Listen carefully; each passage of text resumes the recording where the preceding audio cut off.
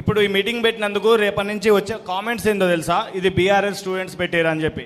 ఈ మాట ఎవడన్నా అంటే చెప్పు తీసుకొని కొట్టాలి ఒక్కొక్కరిని. Telangana Congress Pradesh chairman Mahesh Kumar Goud official letter మీద ధర్నా చౌక్లో నిరుద్యోగులతోటి ధర్నా పెట్టించి మా మీద కేసులు అయ్యేలా చేసిన అఫీషియల్ లెటర్ ప్యాడ్ ఇది. ఆ రోజు నువ్వు చేసింది ఏంటిది అంటే బీఆర్ఎస్ గవర్నమెంట్ మీద నువ్వు రెచ్చగొట్టి మమ్మల్ని ఉద్యమాలు చేసి కేసులు పాలయ్యేలా చేసావు కదా, చేసినట్టే కదా.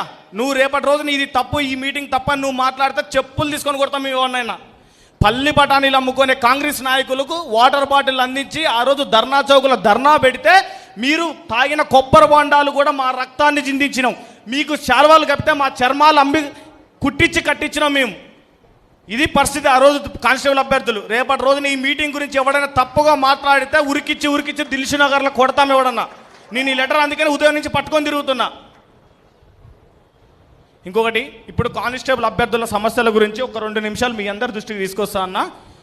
దాదాపుగా 15 లక్షల మంది కానిస్టేబుల్ అభ్యర్థులు ఎన్నో ఆశలుగా చూస్తున్న పోలీస్ నోటిఫికేషన్ మీద గత గవర్నమెంట్లో కేసీఆర్ గారు 2014లో తెలంగాణ వచ్చిన తర్వాత ఎవ్రీ 2 ఇయర్స్ 2016, 18, 22లలో నోటిఫికేషన్ ఇవ్వడం ద్వారా పోలీస్ అభ్యర్థులు దాదాపుగా 48,000 పోలీస్ నోటిఫికేషన్లు ఇచ్చిన మాట వాస్తవమా కాదా?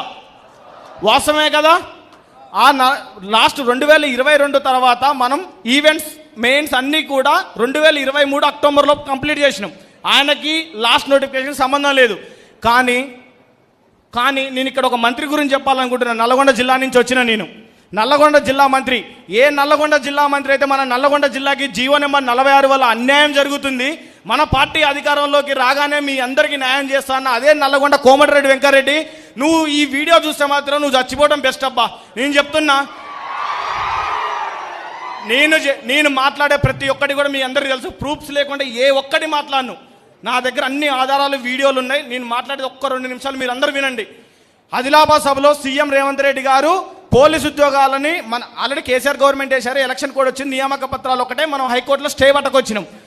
పాల్వాయి వెంకటరెడ్డిని, మునుగోడుకు చెందిన పాల్వాయి వెంకటరెడ్డిని పట్టుకొని ఢిల్లీ వెళ్ళి ఈ ద్రోహి నల్లగొండ, ఖమ్మం, వరంగల్, మహబూబ్ నగర్లో 48 సీట్లు గెలవడానికి ప్రధాన కారణమైన ఈ పోలీసు అభ్యర్థుల యొక్క ఉరితాడు కోసింది ఈ కోమటిరెడ్డి వెంకటరెడ్డి. పాల్వాయి వెంకటరెడ్డికి 20 లక్షలు పెట్టి స్టే ఆర్డర్ పోయి మనకి ఉద్యోగాలు ఇస్తా అని చెప్పి నష్టమైన గ్రామీణ ప్రాంత విద్యార్థులకు ఉద్యోగాలు ఇస్తా అని చెప్పిన ఇదే కోమటిరెడ్డి వెంకటరెడ్డి మన స్టే ఆర్డర్ పోగొట్టి ఎల్బీ స్టేడియంలో మమ్మల్ని టాస్క్ ఫోర్స్ పెట్టి రూమ్లలో ఉంటే వ్యాన్లలో వేసుకొని ఊరంతా తిప్పుతూ మమ్మల్ని అరిగోసపడేలాగా చేసిన ఈ కోమటిరెడ్డి వెంకటరెడ్డి నల్లగొండ జిల్లాలో నిరుద్యోగులను ఓడగొట్టడానికి మొదటి కంకణం నేనే కట్టుకుంటా. నేను చచ్చే లోపు వాడిని ఖచ్చితంగా ఓడగొడతా. ఎందుకంటే 4 కేసులు పెట్టుకుని నేను కాడికి పోతే మన నల్లగొండ గెలవంగానే ఉఫ్ఫని ఊతే జీవో పోతుంటే ఏ మనస్సాక్షి పెట్టుకొని నువ్వు నల్లగొండ జిల్లాకి అన్యాయం జరుగుతుంటే అదే డబ్బులు పెట్టి మమ్మల్ని ఓడగొట్టడానికి నీకు ఎక్కడి నుంచి వచ్చినాయి ఆ డబ్బులు? ఒక్కసారి సాయిబాబా టెంపుల్లో అరియాకులతోటి తినే సాయిబాబా టెంపుల్ అన్నదానం కాడ ఉండే మేము మమ్మల్ని ఎలా చూడబుద్దవుతుంది మీకు? సివి ఆనంద్ గారేమో 5,000 పోస్టులు అంటాడు, ఒక ఎమ్మెల్యే ఏమో లడ్డూ వేలం పడబడినట్టు 60,000, 70,000, 80,000 అంటారు. అసలు పోలీస్ అభ్యర్థుల యొక్క కష్టాలు తెలుసా మీకు? పోలీస్ అభ్యర్థులు కోచింగ్ వచ్చేటప్పుడు ఎలా వస్తారో తెలుసా? ఊళ్ళో ఎన్ని ఆశలతోటి దిల్సునగర్లో అడుగు పెడతారో తెలుసా? ఆ హాస్టల్లో నీ కొడుకు, నీ మనవళ్ళు ఒక్కసారి వచ్చి ఫుడ్ తింటే అర్థమవుతుంది అయ్యా మా పరిస్థితి. ఆ గ్యాస్ ట్రబుల్కి రాలేక ఉరకాలి. ఒక్కరోజు మీ మంత్రులందరూ వచ్చి 1600 ఉరకండి అయ్యా. ఈ రోజు వచ్చిన మీకు ఏసీ గది లెక్క నుంచి వచ్చినాయి, కాన్వాయ్ లెక్క నుంచి వచ్చినాయి. మమ్మల్ని రెచ్చగొట్టి 30 లక్షల మంది ఇంటూ 3 ఓట్లు వేస్తే 90 లక్షల మంది అన్నారు. రేవంత్ రెడ్డి ఒక మాట అన్నాడు, కోదండరామ్ సార్ సాక్షిగా మీకు ఉద్యోగాలు వస్తాయని చెప్పింది. కానీ మనకు వచ్చినాయి, కోదండరామ్ సార్కి వచ్చిందా? ఎవరి ద్రోహం చేసిరు? మనల్ని ద్రోహం చేసిరు. అలమటించి రోజు ఈ ఎండలో ఇంతమంది జనాన్ని మీ అందరూ వచ్చినందుకు పాదాభివందనం చేస్తూ ఇంతలా మీటింగ్ పెట్టుకోవడానికి మనకి ఎంత ఇబ్బంది అయింది. ఎవరు ఏసీ గదులలో ఇవాళ వాళ్ళు అక్కడ కూర్చొని పదవులు అనుభవిస్తున్నారు. ఎవరి ద్వారా వచ్చినాయి ఆ పదవులన్నీ? మన నిరుద్యోగుల యొక్క కష్టాలు కాదా? ఒక్కరోజు వాళ్ళని దిల్సునగర్ రమ్మనండి. అన్న నేను సుధీర్ అన్న మీకు ఒక్కటి చెప్తున్నాం, మా అందరికీ దిల్సునగర్లో ఉండే సాయిబాబా టెంపుల్ అంటే కొద్దిగా ప్రేమ, మాకు ఒక పూట కడుపు నిండుతుంది. 70,000 ఉద్యోగాలు ఇచ్చారని ఇవాళ గురువారం కలిసి వచ్చింది మనకి. వచ్చే గురువారం రోజు మనందరం కలిసి సాయిబాబా టెంపుల్కి పోదాం. తడి బట్టాలతో 70,000 ఉద్యోగాలు రేవంత్ రెడ్డి ఇచ్చిన ప్రమాణం చేస్తాడా సాయిబాబా టెంపుల్లో? చేపిద్దామా? 70,000 ఉద్యోగాలు ఇచ్చిన ప్రమాణం చేస్తాడా?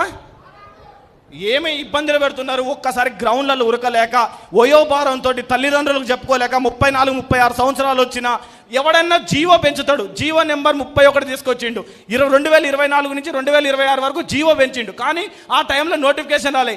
ఏ దౌర్భాగ్యుడు అన్నా జీవోని పెంచి ఏజ్ రిలాక్సేషన్ ఇస్తారు. కానీ ఎవడైనా జీవో తగ్గించి ఏజ్ రిలాక్సేషన్ చూసిన ఈ దరిద్రుని నేను ఒక్కనే చూస్తున్నా. ఎక్కడైనా ఏజ్ పెంచుతారా? 19,000 ఉద్యోగాలు వేయాలి. మా కేటగిరీలు ఎన్ని ఉన్నాయి, మా పోస్టులు ఎన్ని ఉన్నాయి, మాకు కావాల్సినది ఏమిటో నీకు తెలవనప్పుడు నీకు ఇష్టం హోం శాఖనే లేదు. మేము ఎవరిని కలవాలి? ఆ దరిద్రుడు బోర్డు చైర్మన్ వివి శ్రీనివాసరావు గారు దానికి శనిలాగా పట్టిండు. వదిలిపోరా అన్న వదిలిపోవట్లే. ఏ ఒక్క పోలీస్ అభ్యర్థి అన్నా మనం వినతి పత్రం ఇవ్వగలిగినవా? రాజ్యాంగబద్ధం చైర్మన్ అయినా బుర్రా వెంకటేశం కన్నా ఇవ్వగలుగుతున్నాం. కానీ మన బోర్డు చైర్మన్ మనల్ని దగ్గరకు రానిస్తున్నాడా? హోమ్ మినిస్టర్ ఏం పోయి తలకాయ లేని సీఎం దగ్గర పెట్టుకున్నాడు. వాడు మనల్ని కలవనియాడు. ఊకి ఈ గొడవలు మంగ్లీ కేసు అని ఇవన్నీ పట్టుకుంటారు. కానీ దిల్షుక్ నగర్ ఒక్కసారి రాయ్యా. దిల్షుక్ నగర్ ఒక్కరోజు సాయంత్రం 5 గంటలకు రా. మా కష్టాలు తెలుస్తాయి. మీ ఫీజులు కట్టుకోలేక జూన్ 5వ తారీఖు వచ్చింది. హాస్టల్ ఫీజులు కట్టాలి, స్టడీ హాల్ ఫీజులు కట్టాలి, హాస్టల్లో భోజనం చేయాలంటే కిందికి వెళ్తే ఓనర్ అడుగుతాడు అని భయంతో ఓనర్ లేనప్పుడు పోవాల్సి వచ్చిన పరిస్థితి వస్తుంది. ఈ అందరికి కారణం ఎవరు? 2.5 సంవత్సరాలు పోలీస్ నోటిఫికేషన్ లేకపోతే ఎన్ని ఇబ్బందులు పడాలి, ఎన్ని కష్టాలు పడాలి. స్టడీ హాల్ ఓనర్ ఎప్పుడు వస్తుందో తెలియదు. స్టడీ హాల్ ఓనర్కి వస్తే స్టడీ హాల్ ఫీజు ఎప్పుడు కట్టాలి, ప్రతి నెల బుక్స్ కట్టాలి. ఎక్కడి నుంచి వస్తాయి మాకు ఈ డబ్బులన్నీ? ఈ అవస్థలకు కారణం ఎవరు? అంటే ఎవరు అడిగేవాడు లేడానా? ఎవడు ప్రశ్నించేవాడు రాడనా? వస్తాడు. ఏ ఉద్యమం తెలంగాణ 1200 మంది విద్యార్థులు దాచుకుంటే తెలంగాణ రాష్ట్రమే వచ్చింది. తొక్కలో గవర్నమెంట్ నువ్వెంత? మేమందరం విద్యార్థులు అని మీ అందరికి కూడా ఒక్క సంఘటన చెప్తున్నా. జీవో నెంబర్ 46 కేసు మీద రాకేష్ రెడ్డి అన్న సపోర్ట్ చేసి మా అందరికి చాలా హెల్ప్ చేసిండు. మేము సుప్రీంకోర్టుకి పోవాలన్నప్పుడు రైల్వే స్టేషన్కి మేమందరం కలిసి మిత్రులు పోతున్న సమయంలో మా అందరి మధ్యలో ఉద్యమం చేసిన వ్యక్తి రోజు ఫోన్ చేసి ఆ గ్రూప్ అడ్మిన్ చేసి అన్న సుప్రీంకోర్టులో కేసు ఏమైందని ఫోన్ చేసేది. ఎప్పుడు అన్న రేపు మీరు పోతున్నారు కదా, ట్రైన్ ఎక్కుతున్నారు కానీ ఎర్లీ మార్నింగ్ కూడా అన్న జాగ్రత్తగా వెళ్ళిరా అని చెప్తే వాళ్ళ నాన్న ఫోన్ చేసి అన్న మా కొడుకు చనిపోయిండు, చిన్న దినానికి రాండి అని చెప్పిండు. ఆ పిల్లగాడి కేసు సుప్రీంకోర్టులో ఉన్నది. ఈ దౌర్భాగ్యాలు చేసిన దానికి ఆ పిల్లగాడు చనిపోయిండు. మేము ట్రైన్ ఎక్కేది ఆపి ఆ పిల్లగాడిని కలవడానికి ఉట్టిన ఆ శవం చుట్టానికి పోయినాం. ఇంత దౌర్భాగ్యం. ఆ రోజే రక్తం కన్నీళ్ళగారింది. ఈ గవర్నమెంట్ని గోరి కడదామా వద్దా చెప్పండి? ఒక్కటి చెప్పండి. మీరు గోరి కడదామన్న వాళ్ళు చేయలేపండి. సిద్ధమా? 20,000 పోలీసు ఉద్యోగాలు లేకపోతే తరిమి కొడదామా దిల్షుక్ నగర్లో రేవంత్ రెడ్డిని? 20,000 పోలీసు ఉద్యోగాలు రావాల్సిన వాళ్ళు పోలీసు అభ్యర్థుల ఐక్యత. 20,000 పోలీసు ఉద్యోగాలు వెంటనే. Thank you.